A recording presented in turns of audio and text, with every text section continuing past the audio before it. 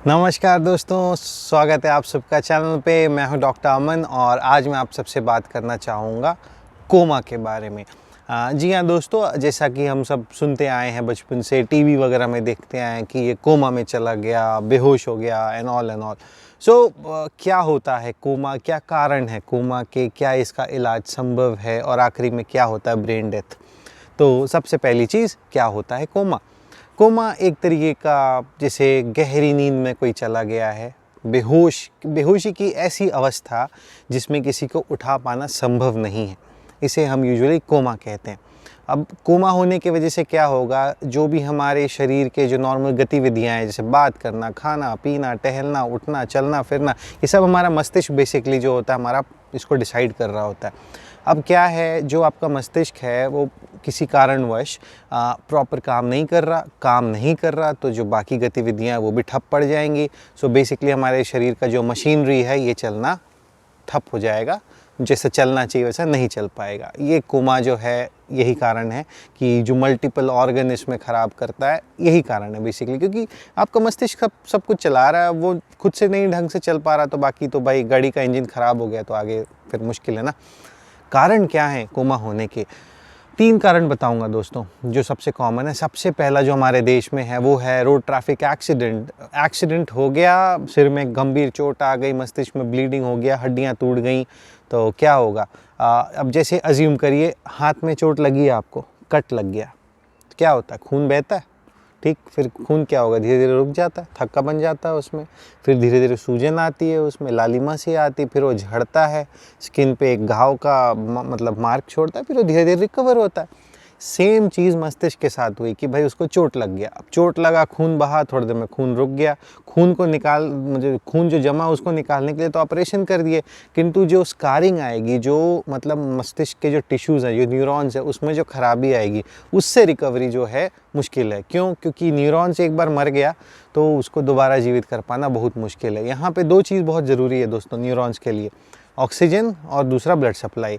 तो अब जैसे आप अज्यूम करिए चोट लग गया, ब्लड सप्लाई नहीं है ढंग से, तो न्यूरॉन्स तो डेथ हो गई, और मतलब ऑक्सीजन कहाँ से आ रहा है, वो भी ब्लड ही दे रहा है, इसलिए ये तकलीफ बहुत ज़्यादा। दूसरा सबसे प्रमुख कारण होना लकवा होना। लकवा मतलब क्या, बेसिकली कहीं ना कहीं मस्तिष्क में जो है नस थप गया या नस फट गया, मस्तिष्क के कुछ एरिया को खून नहीं जा रहा, वापस वही चीज़, खून नहीं जा रहा, ऑक्सीजन नहीं मिल रहा, खाना नहीं मिल रहा, मस्तिष्क के जो टिश्यूज़ हैं, जो कोशिकाएं मरने लग गई तो वापस बेहोशी आ गई तो डीप स्लीप में चला गया बंदा।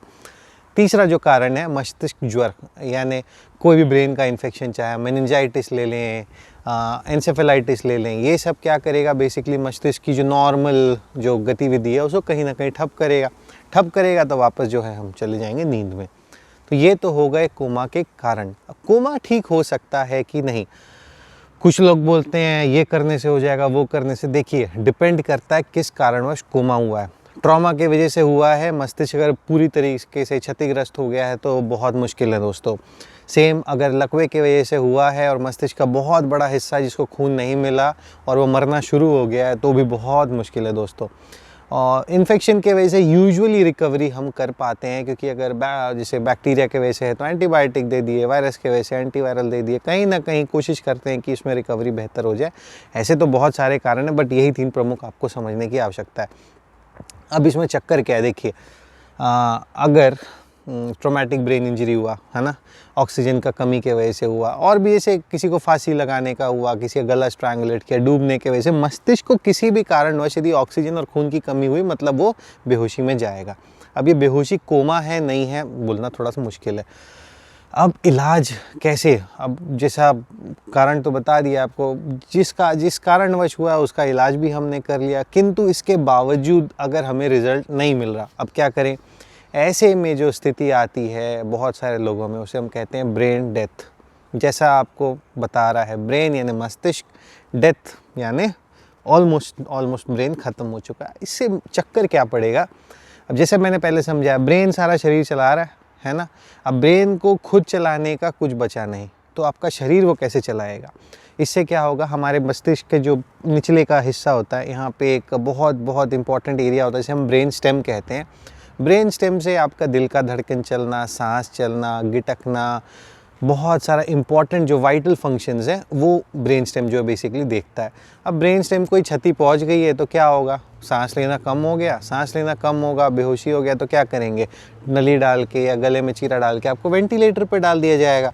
अब आप बोलोगे कि वेंटिलेटर पे डाल दिए हैं, पता नहीं क्या है, वेंटिलेटर का मेरा वीडियो देख लीजिएगा, ऊपर लिंक में मैं डाल दूंगा, मैं उसमें नहीं जा रहा। किंतु वेंटिलेटर पे डालना सिर्फ और सिर्फ समय को बढ़ाने वाला काम है ब्रेन डेथ में। आप बोलें वेंटिलेटर पे डालने से ठीक हो जाएगा, जी नहीं, ब्रेन डेथ हो गया है, वेंटिलेटर सिर्फ एक पर्याय है टाइम एक्सटेंड करने का, टू बी ऑनेस्ट, ठीक है। सॉरी दोस्तों, ये बहुत मैं आपको ब्लंटली बोल रहा हूँ, बट और कोई तरीका नहीं, क्योंकि ब्रेन डेथ हो गया है ना, तो फिर देखिए कहीं ना कहीं आपको भी अब जो मतलब हार्ड स्टेप है वो उठाना पड़ेगा दोस्तों।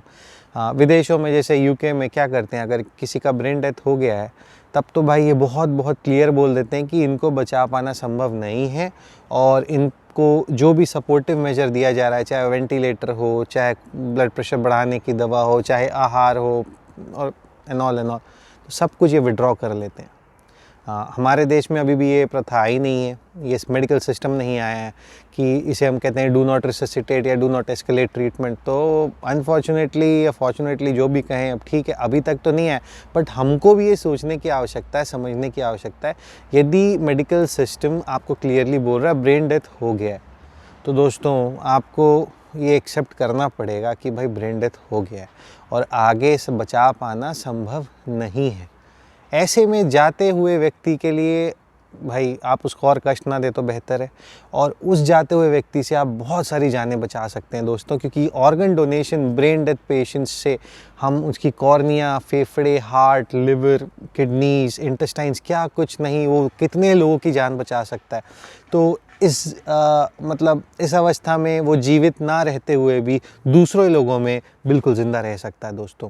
सो आशा करता हूँ कोमा के बारे में आपके कुछ कॉन्सेप्ट क्लियर हुए होंगे, और यदि कुछ क्वेश्चंस हो तो प्लीज़ कमेंट में आप डालिए, मैं ज़रूर ट्राई करने का प्रयास करूँगा, और आगे इसी तरह प्रोत्साहित करते रहिए, मैं और वीडियोस बनाता रहूँगा, आप लाइक शेयर करते रहें। थैंक यू सो मच, जय हिंद।